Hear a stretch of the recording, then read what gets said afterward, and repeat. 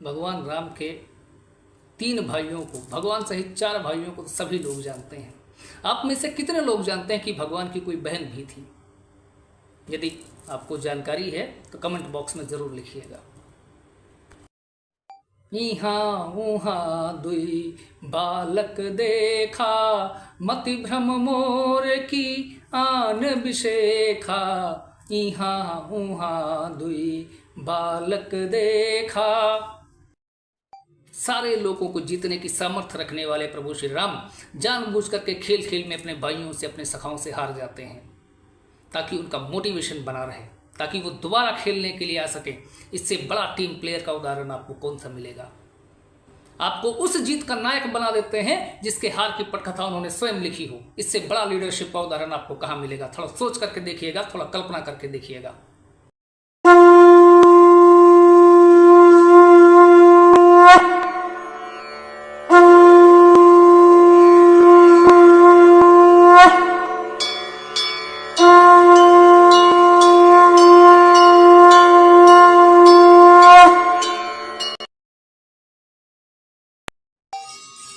ओम रामाय नमः। वर्णानामार्थ संघानां रसानां छंदसामपि मंगलानां च कर्तारो वंदे वाणी विनायको। आज की राम कथा शंखनाद की इस कड़ी में, इस एपिसोड में आप सभी का स्वागत है, नंदन है, वंदन है और अभिनंदन है। आज की राम कथा का जो प्रसंग है वो है प्रभु श्री राम की बाल लीला। अपने बचपन में, अपने बालपन में प्रभु ने कौन कौन से, कैसे कैसे कौतुक किए, क्या क्या लीलाएं की, और उन सब से ऊपर अपने बालपन में प्रभु ने किस तरह से लीडरशिप स्थापित की जाती है, उसका प्रतिस्थापन कैसे होता है, इसका अप्रतिम उदाहरण अपने बालपन में प्रभु श्री राम ने प्रस्तुत किया। आप सबने सुना होगा, होनहार बिरवान के हों ही चीकने पात। एक टीम प्लेयर कैसा होना चाहिए, एक लीडरशिप कैसी होनी चाहिए, कैसे उसका स्थापन किया जाता है लोगों के बीच में, समाज के बीच में, जनमानस के बीच में, प्रभु श्री राम ने अपनी बाल लीला से ही, अपने बचपन से ही उस चीज को प्रदर्शित किया, समाज के बीच में प्रतिस्थापित किया। ये हमारी कथा का प्रसंग है। एक जानकारी आपके साथ साझा करेंगे। भगवान राम 4 भाई थे, प्रभु श्री राम, भरत जी, लक्ष्मण जी और शत्रुघ्न जी। आप में से कितने लोग जानते हैं कि प्रभु श्री राम की कोई बहन भी थी? अगर इस विषय में आपकी कोई जानकारी है तो कृपया कमेंट बॉक्स में जरूर लिखें। ज़्यादा रहस्य ना बनाते हुए इस कथा का अगला चरण, प्रभु श्री राम की बड़ी बहन थी राजकुमारी शांता। महाराज दशरथ और माता कौशल्या की पहली संतान थी राजकुमारी शांता। बहुत चंचल, बहुत सुंदर, बहुत निपुण, बहुत ज्ञानी। हस्तकला, वास्तुकला, शिल्पकला और वेद क्या अनुपम ज्ञान था राजकुमारी शांता के भीतर। एक बार अंग देश के राजा महाराज रोमपद और उनकी पत्नी रानी वर्षणी महाराज दशरथ से मिलने अयोध्या आए। उन्होंने राजकुमारी को, शांता को महाराज के आंगन में खेलते हुए देखा। उस नन्ही बालिका के कौतुक पे, उसके रूप पे, उसके गुणों पे इतना मंत्रमुग्ध हो गए महाराज रोमपद और उनकी रानी वर्षणी। निसंतान दंपति थे राजा और रानी। उन्होंने महाराज दशरथ के और माता कौशल्या के चरण पकड़ लिए। देखिए प्रेम कैसा होता है। चरण पकड़ लिए महाराज दशरथ के और रानी कौशल्या के। हे महाराज, ये कन्या हमें दे दीजिए, बस यही चाहत है, ये कन्या हमको दे दीजिए। उनका हठपूर्वक प्रेम, महाराज रोमपद का और रानी वर्षणी का हठपूर्वक प्रेम जो था, महाराज दशरथ और माता कौशल्या पे इतना भारी पड़ा, विवश होकर के उन्होंने महाराज रोमपद को, रानी वर्षणी को राजकुमारी शांता को सौंप दिया। राजकुमारी शांता बचपन से ही अंगदेश की राजकुमारी बन गई, वो उन्हीं के साथ अंगदेश चली गई। अब आते हैं अपनी कथा की ओर, भगवान राम की बाल लीलाओं की ओर। ये तो एक छोटी सी जानकारी थी जो आपके साथ साझा की हमने। अब चलते हैं प्रभु की बाल लीलाओं के प्रसंग की ओर। प्रभु की बाल लीलाएँ इतनी अद्भुत हैं, इतनी अलौकिक हैं, इतनी अधिक हैं, जितना बखान किया जाए वो कम ही है, थोड़ा ही है। क्यों? क्योंकि हरि अनंत हरि कथा अनंता, कहीं सुनहि बहु विधि सब संता। हरि अनंत हैं और उनकी कथाएं अनंत हैं। अनंत आप जान ही रहे ना, जिसका कोई छोर न हो। आकाश अनंत है, एक छोर से आप चलना शुरू करेंगे तो दूसरे छोर तक कभी पहुंच ही नहीं पाएंगे। अनंत है, ब्रह्मांड अनंत है। उसी तरह प्रभु श्री राम भी अनंत है, इसका कोई सिरा पकड़ में ही नहीं आता है। हरि अनंत हरि कथा अनंता। अनंत प्रभु की जितनी लीलाएं कह दी जाए वो कम ही है, थोड़ी ही है, पूरी हो ही नहीं सकती। इतनी लीलाएं, इतने चरित्र, इतने अद्भुत अनुपम चरित्र और लीलाएं प्रभु प्रस्तुत करते हैं जिनका कोई और छोर न हो। प्रभु श्री राम के बचपन की भी अनंत लीलाएं हैं, अनंत कथाएं हैं। अच्छा, बचपन किसी का भी हो, जीवन का सबसे सुंदर पार्ट जो है वो बचपन ही है। ना कोई चिंता, ना कोई दुख, ना कोई दुविधा, एकदम निश्चल, निष्कपट, निष्कलंक हृदय है बालकों का। कोई भी बालक हो, ना कोई चिंता है, ना कल की सोचने की ज़रूरत है, ना ही मन में किसी प्रकार की दुविधा है। हमको ये खेल खेलना है तो खेलना है, दुविधा किसी प्रकार की है ही नहीं। और जब प्रभु श्री राम के बचपन की बात हो फिर तो कहने ही क्या है, तो कथाएं ही अनंत हैं, अनंत लीलाएं हैं, अनंत कथाएं हैं। एक बार माता कौशल्या बालक प्रभु श्री राम जब वो शिशु रूप में थे, उनको नहला धुलाकर, तेल लगाकर, काजल लगाकर, चंदन लगाकर, सुंदर वस्त्र पहना करके पालने में सुलाती हैं। सुलाने के उपरांत माता पवित्र होती हैं। पवित्र होने के बाद अपने इष्ट देव की पूजा करने चली जाती हैं। पूजा करने के बाद में अपने इष्ट देव को माता कौशल्या भोग लगाती हैं। हमारी सनातनी परंपरा क्या है कि जब भगवान को भोग लगाते हैं तो पर्दा कर देते हैं। माता ने भी अपने इष्ट देव को भोग लगाया। भोग लगाने के बाद माता ने पर्दा कर दिया।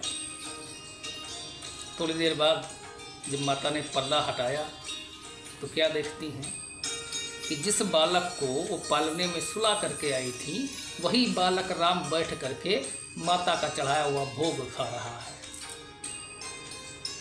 माता बहुत विस्मित हो गई, बहुत विचलित हो गई। ऐसा कैसे हो गया? इसको तो अभी हम सुला के आई थी, यहाँ कैसे आ गया? मन में थोड़ा सा भ्रम हो गया।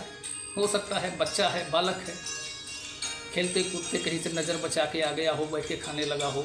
सुंदर भोजन है, भगवान को, इष्ट देव को हमने चढ़ाया हुआ है, उस भोजन की चाह में आ गया और भोजन करने लग गया हो, यहाँ पे बैठ करके भोग ही लेने लग गया हो। ऐसा माता बहुत विचलित हो गई, बहुत विस्मित हो गई। लेकिन थोड़ा सा बोध हुआ, उनको ये ज्ञान हुआ कि जिस बालक को पालने में सुला करके आई थी वो तो अभी चल भी नहीं पाता है, यहाँ कैसे आ सकता है? ज़रूर ये मेरी आंखों का कुछ धोखा है, कुछ भ्रम है मेरा।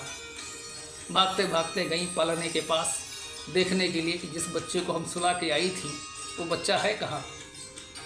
जब पालने के पास पहुँची, देखा जिस बालक को वो पालने में सुला के गई थी वो बालक तो वैसे ही पालने में सो रहा है।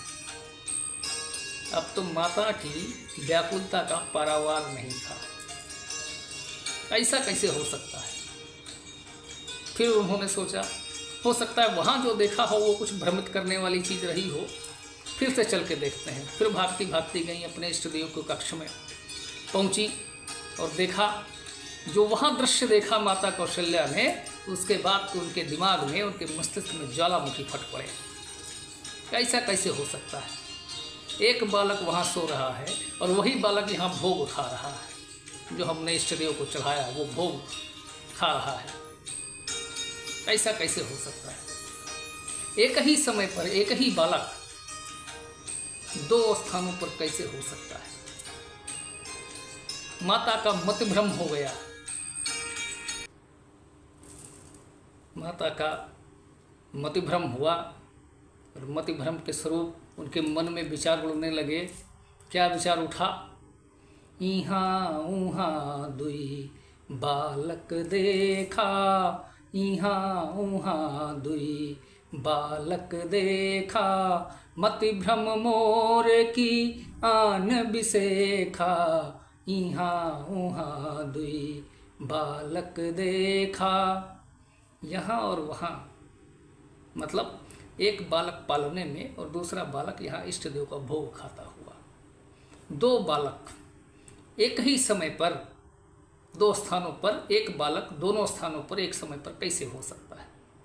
बहुत व्याकुल हो गई, बहुत परेशान हो गई। माता की व्याकुलता बढ़ी, उनकी परेशानी बढ़ी, उनकी हृदय की व्यथा जब प्रभु ने जानी, प्रभु ने क्या किया? बहुत मधुर सुंदर मुस्कान माता को दिखलाई।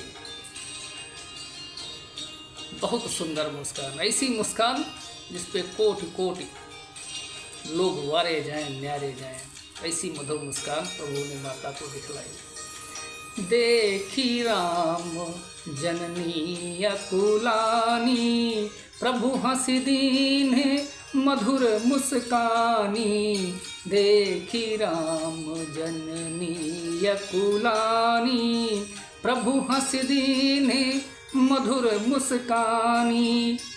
बहुत मधुर मुस्कान, बहुत मीठी मुस्कान दिया प्रभु ने माता को।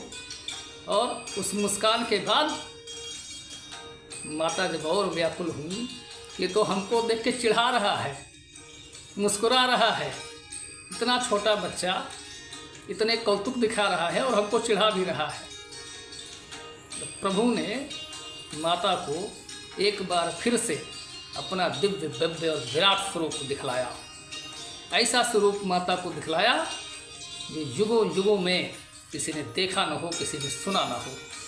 ऐसा भव्य स्वरूप दिखलाया भगवान ने माता को। रामचरितमानस में भगवान के भव्य स्वरूप के दो ही उदाहरण मिलते हैं। एक उदाहरण जब प्रभु प्रकट होते हैं उस समय एक उदाहरण मिलता है उनके दिव्य भव्य और विराट स्वरूप का, जो उन्होंने अपनी माता को दर्शन दिए। और दूसरा उदाहरण यहाँ पर मिलता है जब प्रभु अपनी बाल लीला का कौतुक माता को दिखा रहे थे। प्रभु ने बहुत भव्य, बहुत विराट और बहुत विशाल स्वरूप माता को एक बार फिर से दिखलाया। और वो स्वरूप कैसा था? अगणित रवि शशि शिव चतुरानन, बहुगिर सरित सिंधु मही कानन, काल कर्म गुण ज्ञान सुभाऊ, सौ देखा जो सुना न काऊ, अगणित रवि शशि शिव चतुरानन। ऐसा स्वरूप भगवान के एक रोम में करोड़ों करोड़ों सूर्य, लाखों लाखों चंद्रमा और अनगिनत ब्रह्मांड समाये हुए हैं। ऐसा दिव्य और भव्य विराट स्वरूप भगवान ने माता को दिखलाया। माता ने जब भगवान का वो रूप देखा, वो स्वरूप देखा जिसके सामने सूर्य और चंद्रमा की रोशनी फीकी पड़ जाए। एक एक रूम में सैकड़ों हजारों करोड़ों सूर्य समाये हुए हैं, इतना प्रकाश निकल रहा है। माता ने जब ये देखा, ये रूप देखा, तो उनकी सुधि बुद्धि खो गई, विह्वल हो गई, आनंदित हो गई। माता का रोम रोम आनंदित हो गया, पूरा शरीर पुलकित हो गया। वचन नहीं आ रहा है, कुछ बोल नहीं पा रही हैं, आवाज़ गुम हो गई माता की। माता की प्रतिक्रिया क्या हुई? केवल आंख बंद करके प्रभु की शरणागत हो गई, क्योंकि बोलने के लिए कुछ बचा ही नहीं। इतना भव्य विराट और दिव्य स्वरूप भगवान ने दिखलाया माता को कि माता की आवाज़ ही गुम हो गई, शब्द खत्म हो गए माता के। माता सिर्फ आंखें बंद करके और हाथ जोड़ करके प्रभु की शरण में चली गई, उनके आगे नतमस्तक हो गई। तन पुलकित मन बचन नयावा, नयन मूंदी चरणनि सिरुनावा। तन पुलकित मन बचन नयावा, नयन मूंदी चरणनि सिरुनावा। और भगवान को स्तुति करने लगी, वंदना करने लगी, प्रार्थना करने लगी। और मन में एक बार फिर से माता के भय उत्पन्न हुआ। वो भय क्या था, कैसा था? अस्तुत करी न जाई भई माना, जगत पिता मैं करे सुत जाना। अस्तुत करी न जाए भई माना। भगवान की स्तुति भी माता से नहीं हो रही है। क्यों? क्योंकि मन में एक भय है। वो भय क्या है? अरे ये तो जगत पिता है, जो स्वरूप में अपने सामने देख रही हूँ, ये तो पूरे ब्रह्मांड के पालक हैं, पूरे ब्रह्मांड का पालन करने वाले भगवान हैं। और मुझसे तो बड़ी भारी भूल हो गई कि जगत पिता को अभी तक मैं केवल अपना पुत्र मानती रही। इस भूल का सुधार कैसे करूँ? ये भय हो गया माता के मन में। तो बहुत भयंकर भूल है। ये ऐसा पाप है जिसकी सज़ा कम ही पड़ जाएगी, कोई भी सज़ा दे दी जाए। जगत पिता को अपना पुत्र मानने की मैंने जो भूल की है, इसका प्रायश्चित मैं कैसे करूं? माता के मन में बहुत भय हो गया, बहुत विचलन हो गया, बहुत व्याकुल हो गई माता। माता की जब ये व्याकुलता प्रभु ने जानी, क्योंकि वो तो सर्वत्र हैं, सब जगह हैं, सबके हृदय में हैं, तुरंत माता के मन की बात को जान लिया प्रभु ने। माता की मन की बात को जानने के बाद प्रभु ने माता को समझाया। क्या समझाया? हरि जननी बहु विधि समुझाई, यह जनि कतहु कहस सुनु माई। हरि जननी बहु विधि समझाई। प्रभु ने माता को समझाया। क्या समझाया? हे माता, इतनी देर से मैं यही तो तुमको समझा रहा हूँ। बहुत निश्चल होकर के प्रभु ने माता से कहा, सुनो माता, इतनी देर से यही तो हम तुमको समझा रहे हैं। माता फिर से नतमस्तक हो गई। हे प्रभु, तुम क्या समझा रहे हो? हमको तो कुछ समझ में नहीं आया। प्रभु ने कहा, कहीं भी भोग लगाओ, किसी की भी आरती करो, किसी की भी आहुति दे दो, वो फाइनली मेरे ही पास आएगी। यही तो मैं समझाने की कोशिश कर रहा हूँ। तुम हमको सुला के आई अपने इष्ट देव को भोग लगाने। वो भोग कौन खा रहा है? मैं ही तो खा रहा हूँ। तो माता, तुमसे प्रार्थना इतनी सी है कि जो कुछ बनाती हो प्रेम पूर्वक वो हमको खिला दो डायरेक्ट। काहे इधर यहाँ वहाँ भाग रही हो? जरूरत नहीं यहाँ वहाँ भागने की। जो कुछ बना रही हो प्रेम पूर्वक हमको खिला दो, क्योंकि किसी को भी खिलाओगी, किसी को भी अर्पित करोगी, वो फाइनली मेरे ही पास आएगा। यही तो हम समझाने की कोशिश कर रहे हैं। समझ ही नहीं रहे हो, डर जा रही हो। लेकिन माता का विस्मय खत्म नहीं हुआ। माता का उनके अंदर जो विस्मय भाव था वो समाप्त नहीं हुआ। प्रभु ने ऐसी अवस्था देखी माता की, तो उन्होंने फिर से बालक का रूप ले लिया। विस्मयवंत देखी महतारी, भयो बहुरी शिशु रूप खरारी। विस्मयवंत देखी महतारी। बहुत ज़्यादा विस्मित हो गई माता, बहुत ज़्यादा व्याकुल हो गई। तो प्रभु ने कहा, माता परेशान मत हो, ये हमारी माया है और हम आपसे ये कहते हैं, ये आज के बाद हमारी माया आपके सामने कभी नहीं आएगी, आपको कभी परेशान नहीं करेगी। तो इतना कह करके प्रभु ने फिर से शिशु का रूप ले लिया। अपना दिव्य भव्य और विराट स्वरूप प्रभु ने उसको समेट दिया एक छोटे से बालक, नन्हे से बालक के रूप में। शिशु रूप में आ गए प्रभु। लेकिन शिशु रूप में आने से पहले प्रभु ने माता से कहा, हे माता, आपके मन में जो भ्रम है, आपके मन में जो भय है कि मैं जगत पिता हूँ, भले मैं ही जगत के लिए पिता हूँ, लेकिन तुम्हारे लिए मैं केवल एक बालक हूँ, तुम्हारा पुत्र हूँ, इसको सदैव अपने मन में धारण रखना, स्मरण रखना। मैं तुम्हारा पुत्र हूँ और इस जन्म में मैं तुम्हारा पुत्र ही रहूँगा। इतना कह करके प्रभु फिर से बालक के रूप में आ गए, शिशु के रूप में आ गए। ऐसी अनंत कथाएं हैं, अनंत लीलाएं हैं प्रभु की। और इन लीलाओं में, इन कथाओं में, बालपन की इन लीलाओं में प्रभु अकेले नहीं हैं, सबके साथ हैं। सारे भाई मिलकर के ऐसा कौतुक करते हैं।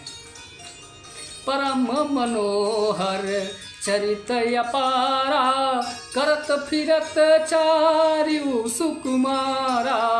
परम मनोहर चरित अपारा, करत फिरत चारिउ सुकुमारा। चारों कुमार मिलकर के प्रभु श्री राम, भरत जी, लक्ष्मण जी, शत्रुघ्न जी, चारों कुमार मिलकर के ऐसी बाल लीलाएं करते हैं कि सारे संसार को सुख प्राप्त हो जाए।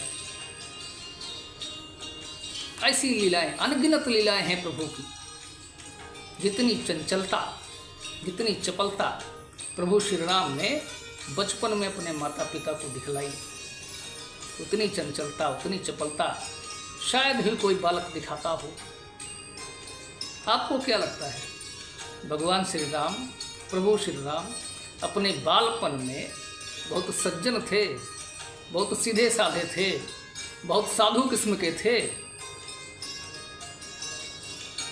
जितनी चंचलता, जितनी चपलता अपने माता पिता को उन्होंने दिखलाई, उतनी चंचलता, उतनी चपलता यदि आज कोई बालक अपनी माँ को दिखाए, जानते हैं क्या होगा? माताएं फिर अपना असली रूप दिखा देती हैं। क्यों? क्या होता है उसके बाद? चा से चंचल, चा से चपल और चा से, जानते ही हैं, माताओं का एकदम अभेद्य हथियार है वो चा से, वो आ जाता है माताओं के हाथ में। इतनी चंचलता, इतनी चपलता देखने के बाद, तो ऐसी ही चंचलता, ऐसी ही चपलता प्रभु श्री राम अपने माता का पिता को दिखलाते थे। और माता पिता उनकी चंचलता को देख करके, उनकी चपलता को देख करके आनंदित होते थे, हर्षित होते थे। अनेक लीलाएं हैं। भोजन के लिए महाराज बुलाते हैं। भोजन के लिए जब महाराज दशरथ प्रभु को बुलाते हैं तो क्या होता है? भोजन करत बोल जब राजा, नहीं आवत तजी बाल समाजा। भोजन करत बोल जब राजा, नहीं आवत तजी बाल समाजा। भोजन के लिए जब महाराज बुलाते हैं तो अपने मित्रों के साथ खेलते हुए, अपने सखाओं के साथ खेलते हुए प्रभु उनका आने का मन ही नहीं करता। नहीं आते, हम खेलेंगे, हम तो मस्त रहेंगे अपनी धुन में, तुमको भोजन करना है करो, हम नहीं आ रहे। क्यों? क्योंकि खेलते हुए अपने सखाओं के साथ जब उनको छोड़ करके भोजन करने चले गए तो सखा भी अपने अपने घर चले जाएंगे, तो फिर मेरे साथ खेलेगा कौन? हम तो अकेले हो जाएंगे। तो हमको खेलने में आनंद, हमको खेलने दो बस, हमको भोजन से कोई लेना देना नहीं। जब हमको भूख लगेगी तो हम बात करेंगे। लेकिन बलिहार है माता पिता को। जब धीर गंभीर पिता की बात कोई बालक अनसुना कर दे, तब माता का असली रूप दिखता है। माताओं का भी अपने बच्चों के प्रति प्रेम का विशेष तरीका है। एकदम अद्भुत, अलौकिक, अनुपम तरीका होता है। चाहे डांट के, चाहे दंडित करके, किसी भी प्रकार से भोजन कराना हो तो माता अपने बच्चे को भोजन जरूर कराएगी, उसको भूखा नहीं देख सकती है। जो बहुत विचित्र, अनुपम और अनोखा तरीका माताओं का है। उनका स्नेह का बहुत विचित्र, अनोखा तरीका है माताओं के पास। चाहे डांटना पड़े बच्चे को, चाहे दंडित करना पड़े, लेकिन भोजन उसको समय पे कराएंगी वो। माता कौशल्या भी जब देखती हैं कि महाराज बुला रहे हैं और ये आ नहीं रहे हैं तो उनको पकड़ने भागती हैं, पीछे दौड़ाती हैं उनको, पकड़ के लाओ, पकड़ते हैं, इसको भोजन करो पहले।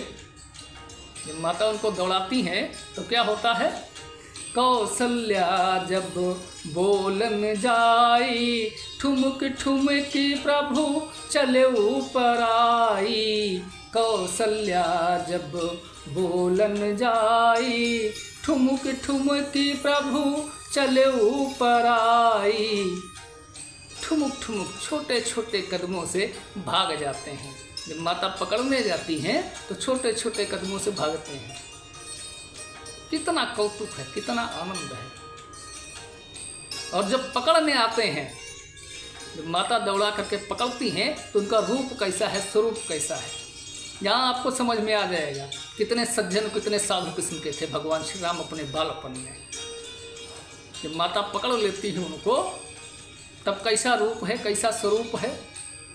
धूसर भूरी भरे तनुआए, ऊपर से नीचे तक धूल से सने हुए, पूरी धूल उड़े लिए अपने ऊपर, पूरा धूल में लोट लिए, गोता लगा लिए, नख से शिख तक धूल से सना हुआ शरीर। वैसे बालक आज भी धूल में खेलना बहुत पसंद करते हैं। क्यों? मन उनका निश्चल है, निष्कलंक है, निष्कपट है। इसलिए किसी भी छोटे बच्चे को आप छोड़ दीजिए बाहर मैदान में, देखिए फिर उसका कौतुक। उस आसपास में जहाँ पे उसको आपने छोड़ दिया है, आसपास जितनी धूल होगी सारी अपने ऊपर उड़ेल लेगा। ये थोड़ा बहुत गुण प्रभु से बालकों को मिला हुआ है, भगवान प्रदत्त गुण है बालकों के पास में। किसी भी छोटे शिशु को आप छोड़ के देख लीजिए जमीन पर, ईश्वर प्रदत्त गुण है बालकों में। वो धूल में अपने आप को पूरी तरह से सान ही लेगा, अपने आप को पूरी तरह से धूलमय कर लेगा कोई भी बालक हो। ईश्वर प्रदत्त गुण है बालकों में। क्यों? क्योंकि उनका मन साफ है। इसलिए ईश्वर ने एक गुण उनको दिया हुआ है कि जिस तरह से मैं अपने बालपन में धूल धूसरित होता था, धूल में सनता था, धूल में लौटता था, तुम्हारा मन साफ है, तुम्हारा मन निश्चल है, तुम्हारा मन निष्कलंक है, तो ये ईश्वर प्रदत्त गुण है कि मेरी तरह तुम भी धूल धूसरित रहो। बड़ी कृपा है बालकों पे प्रभु की। और उससे भी ज़्यादा, उससे भी अधिक माता पिता के प्यार को, उनके दुलार को बलिहार है। बालक कितना भी गंदे होकर के क्यों ना आ जाए, कितना ही धूल में भरा होकर के क्यों ना आ जाए, लेकिन उस धूल में सने हुए बालक को अपनी गोदी में उठाने का जो आनंद होता है वो माता पिता से अच्छा और कौन जान सकता है। प्रभु जब धूल में सने हुए माता कौशल्या उनको पकड़ के लाती हैं तो महाराज दशरथ बड़ा प्रसन्न होकर के प्रभु को अपनी गोदी में बैठा लेते हैं। धूसरी भूरी भरे तनुआए, भूपति भी हंसी गोद बैठाए।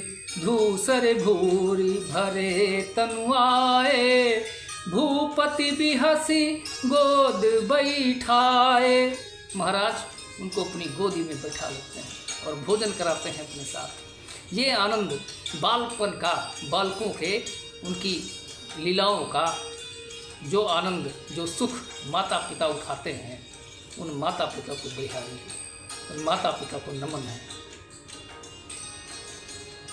इस कथा के प्रारंभ में एक वाक्य बोला गया, होनहार बिरवान के होन चीकने पात। जो बहुत होनहार वृक्ष होता है उसके चिकने पत्ते हो जाते हैं।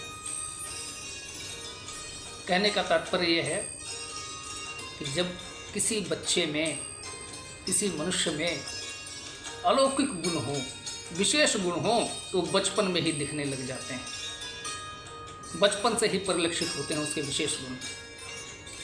भगवान श्री राम ने लीडरशिप का, टीम प्लेयर होने का जो अनुपम उदाहरण सेट किया, वो उस अनुपम उदाहरण को देखने के लिए जरा आकरा कहीं कहीं देखने को मिल जाता है। जरा आकरा ऐसा अप्रतिम, ऐसा अनुपम, ऐसा अलौकिक उदाहरण आपको शायद ही कहीं देखने को मिले लीडरशिप का, टीम प्लेयर का, टीम मैनेजमेंट का, जो भगवान श्री राम ने अपने बालपन में अपनी लीलाओं से सिद्ध किया, प्रतिस्थापित किया।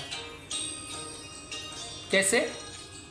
बंधु सखा संग लेहि बुलाई, बन मृगया नित खेलन जाई। बंधु सखा संग लेहि बुलाई, बन मृगया नित खेलन जाई। सारे लोगों को जीतने की सामर्थ्य रखने वाले भगवान, एक दृष्टि घुमा दें तो सारे लोक को जीत लें। ऐसे सामर्थ्यवान भगवान जब अपने मित्रों के साथ, अपने भाइयों के साथ खेलने के लिए जाते हैं तो जानबूझ करके खेल में हार जाते हैं। क्यों? ताकि उनके साथ जो टीम है, सखाओं की, मित्रों की, भाइयों की, उस टीम का मनोबल बना रहे, वो टीम मोटिवेटेड रहे। और जब टीम मोटिवेटेड होगी तो अगले दिन फिर से खेलने आएगी। और केवल खेलने नहीं आएगी, टीम में जो 4 मित्र हैं खेलने के लिए आ रहे हैं, वो जब जीत करके जाएंगे तो अपने दूसरे मित्रों से कहेंगे, कल मैंने राम को हरा दिया था, आज तुम भी चलो मेरे साथ और देखो मैंने राम को कल कैसे हराया था, उसी तरह से आज भी हराऊंगा। ये है लीडरशिप। आपको जीतने के लिए कभी कभी हारना पड़ता है। और ऐसे ही आपकी हार के कारण जब आपके अनुयायियों की संख्या, आपके चाहने वालों की संख्या बढ़ने लग जाए, तब आप बनते हैं लीडर। आपके पीछे खड़े होने वालों की संख्या जब बढ़ने लग जाए, आपके कृत्यों के कारण दूसरे लोग सुख पाने लगें। भगवान के खेल खेल में हारने से उनके मित्रों को सुख की अनुभूति होती है, इसलिए उनके साथ खेलना पसंद करते हैं। इसलिए भगवान के साथ खेलने में उनके मित्रों की रुचि आती है और उनके साथ खेलते हैं, और ये मित्रों की संख्या दिन प्रतिदिन बढ़ती जाती है। लीडरशिप का इससे बड़ा उदाहरण आपको कहाँ मिलेगा? टीम प्लेयर का इससे बड़ा उदाहरण आपको कहाँ मिलेगा? जब जानबूझ करके हार जाए और आपको जीतने का अवसर दे दे और आपको उस जीत का नायक बना दे जिसकी हार की पटकथा उसने स्वयं लिखी हो, इससे बड़ा टीम प्लेयर और कौन हो सकता है? जरा सोच करके बताइएगा, कल्पना करके बताइएगा। यदि मैनेजमेंट पढ़ना है, लीडरशिप पढ़नी है, टीम मैनेजमेंट पढ़ना है, तो भगवान के चरित्र का, भगवान की लीलाओं का अध्ययन कीजिए। वहाँ से सीखिए, भगवान की लीलाओं से सीखिए, भगवान के चरित्र से सीखिए। आपको टीम मैनेजमेंट और लीडरशिप का पाठ इससे अच्छा और कहीं नहीं मिलेगा। अनेक लीलाएं हैं भगवान की, अनेक अनेक लीलाएं, और वो सारी लीलाएं ऐसी हैं जो केवल दूसरों के लिए हैं, दूसरों को आनंद देने के लिए, दूसरों को सुख देने के लिए, जिससे उनके माता पिता प्रसन्न हों, जिससे उनके परिजन खुश हों, जिससे उनके नगरवासी सुखी हों। ऐसी लीलाएं हैं, ऐसे कौतुक हैं भगवान के। जेहि विधि सुखी हो ही पूरे लोगा, करहि कृपा निधि सोई संजोगा। जेहि विधि सुखी हो ही पूरे लोगा, जिस भी प्रकार से नगर के लोग सुखी हो सकें, वो सारे संजोग, वो सारी लीलाएं भगवान दिखाते हैं अपने चरित्र में। और राजा से आज्ञा लेकर के, राजा मतलब महाराज दशरथ, उनकी आज्ञा लेकर के ऐसे ऐसे कृत्य करते हैं जिससे केवल और केवल दूसरों का हित हो, दूसरों को सुख की अनुभूति हो। आय सुमांग करहि पुर काजा, देख चरित हर शई मन राजा। अपने महाराज से, अपने पिता से आज्ञा लेकर के वो सारी लीलाएं करते हैं जिससे नगरवासियों का जीवन सुखमय हो जाए। भगवान की लीलाओं का कोई अंत नहीं, चाहे वो बाल लीला हो और चाहे बाल की लीलाएं हो। क्यों अंत क्यों नहीं है? क्योंकि हरि अनंत, हरि कथा अनंता। भगवान भी अनंत हैं और उनकी कथा, उनकी लीलाएं भी अनंत हैं। जितनी कही जाए कम है, थोड़ी है। ये कुछ प्रसंग भगवान की, प्रभु श्री राम के बाल लीलाओं आपके साथ हमने आज साझा करने का प्रयास किया है। कमेंट बॉक्स में बताइएगा आपको आज के प्रसंग कैसे लगे। यदि आपका कोई प्रश्न हो या कोई सुझाव हो तो ज़रूर कमेंट बॉक्स में लिखिएगा। यदि आपको कथा पसंद हो, अच्छी लगे तो अपने मित्रों से, अपने रिश्तेदारों से शेयर कीजिएगा, सब्सक्राइब कीजिएगा। प्रभु श्री राम आप सभी का मंगल करें इसी शुभेच्छा के साथ। जय श्री राम, जय श्री राम, जय श्री राम।